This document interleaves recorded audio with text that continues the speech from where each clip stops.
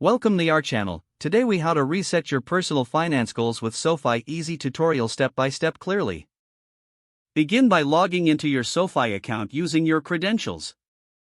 Once you're logged in, navigate to the goals section of the dashboard. Here, you will find an overview of your current personal finance goals.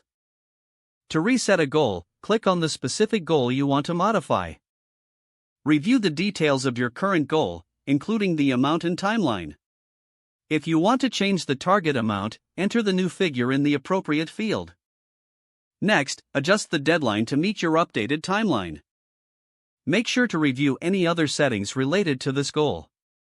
After making your changes, look for the Save button.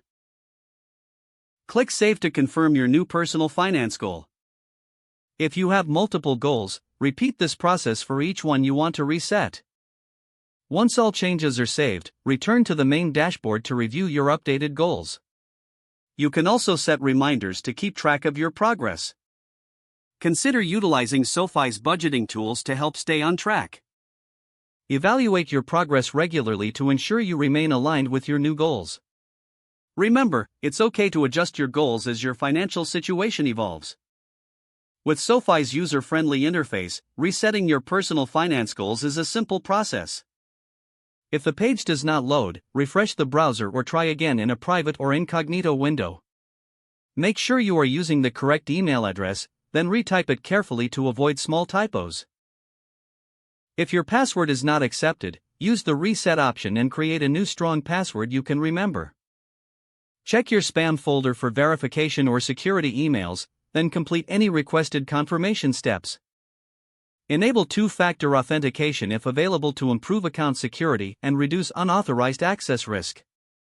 After signing in, review your profile details so your contact information and settings are accurate and current.